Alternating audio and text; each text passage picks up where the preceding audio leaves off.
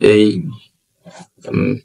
জুলাইয়ের পরে ডক্টর ইউনূস আসলো, এটা আমাদেরই সরকার, আমরাই তাকে নিয়ে আসলাম, আমরা খুশি হলাম, আমরা মনে করলাম সে অনেক কিছু করতে পারবে আমাদের জন্য, আইনের শাসন প্রতিষ্ঠিত করবে, আবার দেশ স্বাধীন হবে, আমরা স্বাধীনতা পাবো, আর এরকম মারামারি পিটাপিটি রক্তপাত আর হবে না, আমরা কথা বলতে পারবো,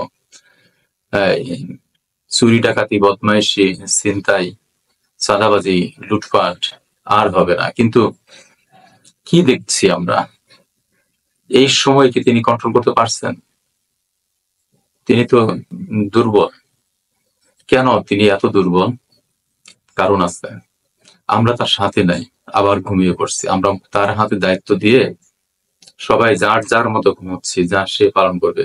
আসলে এটা হয় না। যখন এই আওয়ামী লীগ বিএনপি রাজনৈতিক দল থাকে, তার পিছনে লক্ষাধিক সৈনিক থাকে, মহল্লায় কোনায় কোনায় তার জ্যাক থাকে, তারা তার সাথে থাকে। একটা ডাক দিলে, ওই যেভাবে অল শাটডাউন আমরা সবাই শুনছিলাম দেশের মানুষ, যখন আওয়ামী লীগ বিএনপি ক্ষমতায় থাকে বা তারা যখন ডাক দেয় ক্ষমতার বাইরে থেকেও, তার কর্মীরা সবাই শুনে যে আমার নেতা ডাক দিচ্ছে। কিন্তু দুঃখের বিষয়, এই সময়ে আমাদের সরকার যেসব পদক্ষেপ নিচ্ছে, ভোট দিতে বলছে, কোন একটা সংস্কার করতেছে, মন্তব্য করতে বলতেছে, সেখানে আমরা নাই। কয়জন ওয়েবসাইটে তার ঢুকে, এবং আমরা মনোযোগী না। সরকারও খুব ভালোভাবে প্রচার করতে পারে নাই, আমাদের মনোযোগ আকর্ষণ করতে পারে নাই। এটা তার এটা এটা এটা তার ত্রুটি, তার দক্ষতার অভাব, সে দুর্বল। আমরা এখন দাঁড়াতে হবে আমাদেরকে, যদি আমরা এখনো না দাঁড়াই তার পাশে, তাহলে এই স্বাধীনতা হাইজ্যাক হয়ে যাবে, এই স্বাধীনতা হাইজ্যাক হয়ে যাবে। এই সময়ের ভিতরেও কিন্তু আমরা চাঁদাবাজি মুক্ত সমাজ পাই নাই। এই সময়ের ভিতরেই কিন্তু চাঁদাবাজি চলছে, নীরবে চাঁদাবাজি চলছে। চাঁদা না দেওয়ার জন্য এই এক পরিবারের 9 জনকে কুপিয়ে হত্যা না, কুপিয়ে আহত করা, এই সময়টা হচ্ছে। এই ওদের মানে ওদের সহজেই বলে, বিএনপির এক দলের ভিতরে 2 দল, তারা পোস্ট না পাওয়া, কেন্দ্রের কমিটিতে জায়গা না পাওয়ার জন্য মারামারি তারাও করছে। ক্ষমতা নিয়ে কিন্তু এখন মোটামুটি ওরা যারা ক্ষমতা নিতে চায় তারা কিন্তু মাঠে সজাগ, তারা কিন্তু ঘুমাচ্ছে না, তারা কিন্তু ঠিকই দৌড়ঝাঁপ করছে, তারা ভোটের জন্য কারাকারি করছে, তারা কিন্তু জনগণের কথা বলছে, জনগণ ভোট চায়। এই জনগণ কি কথা বলছে? মানে আপনারা আমরা কি কথা বলছি? আমাদেরকে কথা বলতে হবে। যদি কথা না বলি, তাহলে এই কোনো সমস্যার সমাধানই হবে না। শুধু কথা বলেই সমস্যার সমাধান করা যায়। আমি এখানে যেটা আমরা জানি, আমরা সবাই জানি, রাজনীতিবিদরা আর কিছুই করে না, শুধু কথা বলে।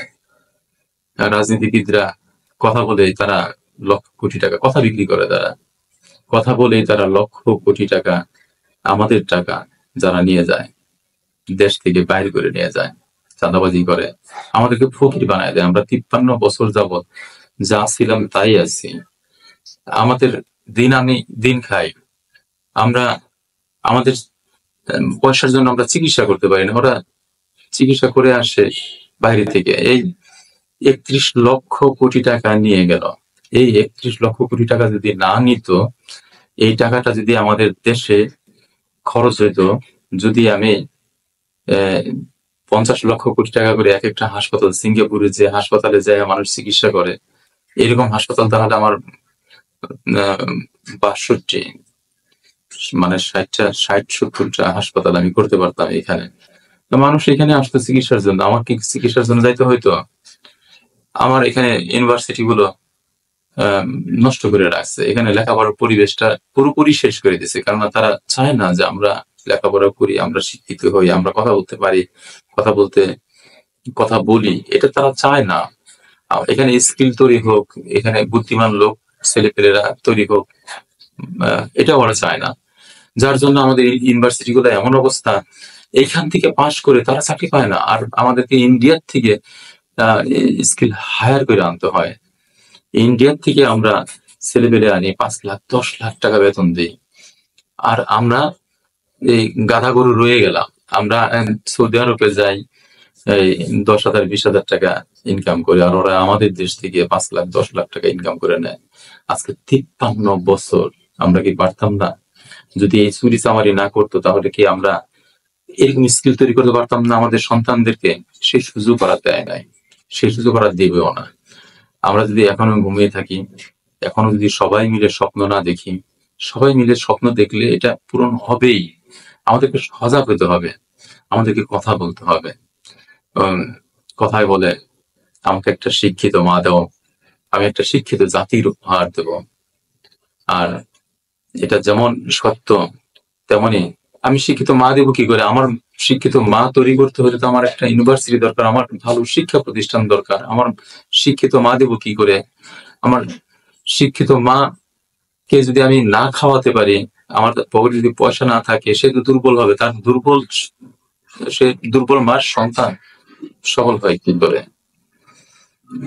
এই টাকাগুলো যেগুলো চলে যাচ্ছে চাঁদাবাজির মাধ্যমে, আমরা যদি চাঁদাবাজি, ঘুষ, দুর্নীতি এগুলো বন্ধ না করতে পারি, তাহলে আমাদের ভাগ্য পরিবর্তন হবে না। আর আমরা যদি না চাই, একসাথে না হই, একত্রিত না হই, তাহলে এগুলো বন্ধ হবে না।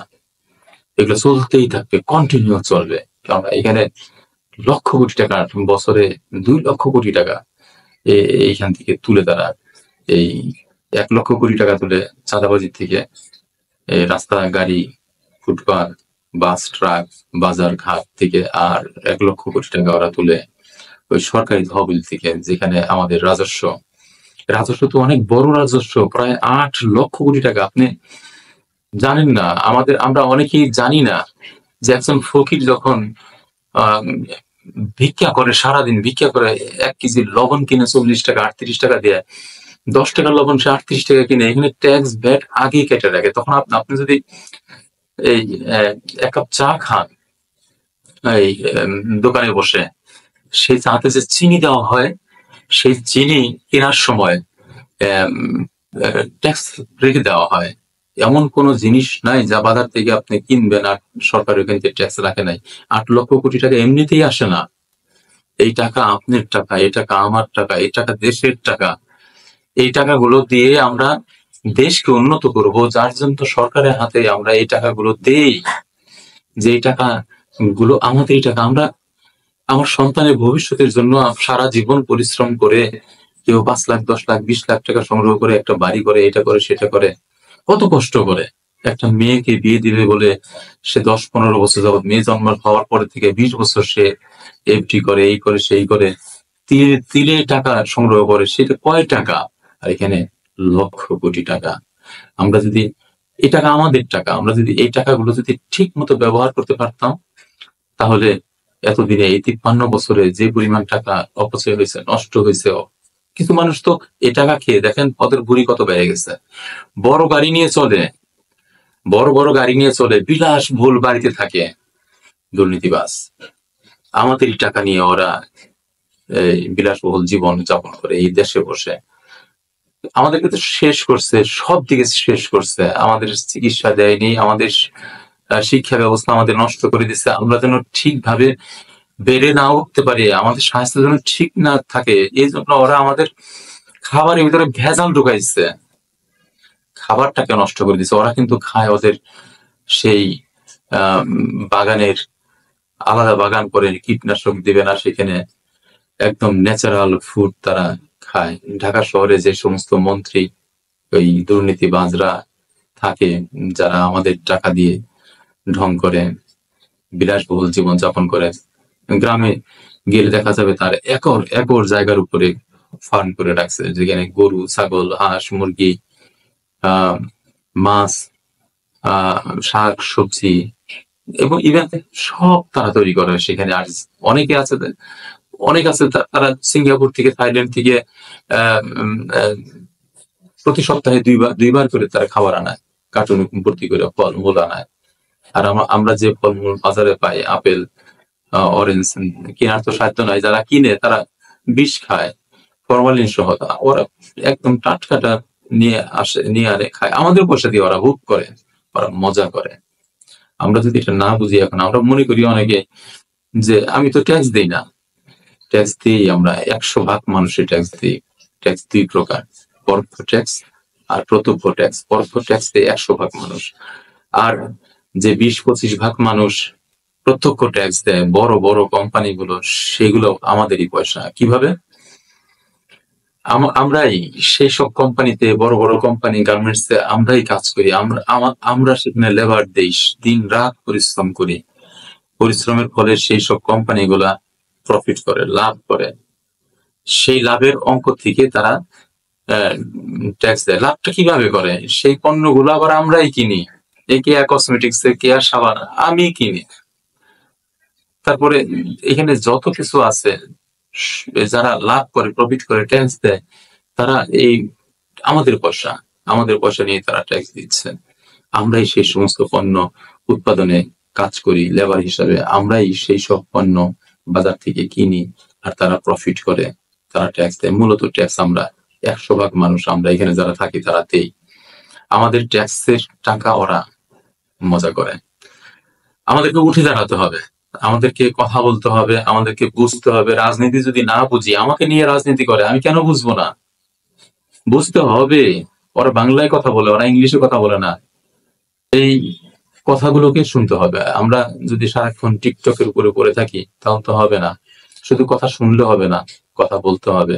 কথা তো বলি আমরা, সেই কথা বলি কোথায়? কত বড় বড় কথা বলি, যখন আমরা ঘরে কথা বলি, মার সাথে কথা বলি, ভাই বোনের সাথে, আমরা এক একজনের পণ্ডিত হয়ে যাই। কত কত বুঝি আমরা, আমাদের বোঝার শেষ নাই। আমার সে কেউ বেশি বুঝে না, আমরা বুঝতে থাকি, কথা বলতে থাকি, কিন্তু এই কথা তো লাভ হবে না। টং দোকানে বসে চা খাই আর কথা বলি, কথা বলতে বলতে আমরা এমন অবস্থা তৈরি করি, কেউ কোনো দলের সাপোর্টার হয়ে মারামারি পিটাপিটি, সেই মারামারি পিটাপিটি গ্রাম পর্যায়ে চলে যায়। এক গ্রামের সাথে আরেক গ্রাম লাগে, পরে এক মহল সাথে আরেক মহল্লা, মারামারি খুনাখুনি পর্যন্ত হয়ে যায়, রক্তপাত হয়ে যায়। আমাদের রক্তপাত করা যাবে না, আমাদেরকে কথা বলতে হবে, খুব ভালোভাবে কথা বুঝতে হবে। আগে কথা শুনতে হবে, কথা বুঝতে হবে, তারপরে কথা বলতে হবে। কথা যদি না বলি আমরা, সমস্যার সমাধান হবে না। আর ওইভাবে কথা বললে হবে না, ঘরের ভিতরে, টং দোকানের ভিতরে কথা বললে কাজ হবে না। কথা বলতে হবে, কথা বলতে হবে ক্যামেরার সামনে। আমাদের 25-26 লক্ষ শিক্ষিত বেকার যুবক রয়েছে। শিক্ষিতরা যখন লেখাপড়া যখন করছে, তখন সে কথা বলতে পারে। মূর্খরাই কত চমৎকার কথা বলে। এই রাস্তায় ক্যানভাসার এত চমৎকার ক্যানভাস করে, মানুষকে পাগল বানায় ফেলে। ইয়াং যুবক শক্তিশালী ছেলেপেলেরা চারদিকে ঘিরে দাঁড়ায় তার কথা শুনে। এক সময়ে সে এই যুবকদেরকে কথার ভিতর দিয়ে তাদেরকে দুর্বল করে ওষুধ বিক্রি করে, সবল হওয়ার জন্য ওষুধ বিক্রি করে। কিন্তু প্রতারণা, এই ওষুধ কোনো কাছের ওষুধ না, কিন্তু সে পারলো তো বিক্রি করতে। একটা অশিক্ষিত মূর্খ ছেলে, যে জীবনে স্কুল পাশ করে নাই, সে যদি এতটা পারে, তাহলে কেন এই শিক্ষিত, এই 25-30 লক্ষ বা 25-26 লক্ষ শিক্ষিত যুবক কেন বেকার বসে থাকবে? কথা বলতে পারে তারা, কথা বললেই তো অনেক সমস্যার সমাধান হয়ে যায়। এই 25 লক্ষ ছেলে মেয়ে, শুধু ছেলে কেন, মেয়েরা তো কথা বলতে পারে। আজকে টেলিভিশন যদি অন করি, আমরা দেখি সেখানে মেয়েরা কত চমৎকার ভাবে কথা বলছে। কথা তো বলা, এটা তো মাটি মাথায় নিয়ে টানা না, যে শক্তির দরকার মেয়েরা পারবে না। মেয়েরা এখানে আরো ভালো পারবে। যেসব মেয়েরা এখন ঘরে বসে আছে, তারাও ইচ্ছা করলে ক্যামেরায় কথা বলতে পারে, কথা শুনতে পারে, কথা বলতে পারে। শুধু টিকটক থেকে সরে আসতে হবে। এই ফেসবুকের আজে বাজে ভিডিও দেখে, টিকটকের ওই আজে বাজে ভিডিও দেখে সময় নষ্ট না করে কথা শুনতে হবে, কথা বলতে হবে।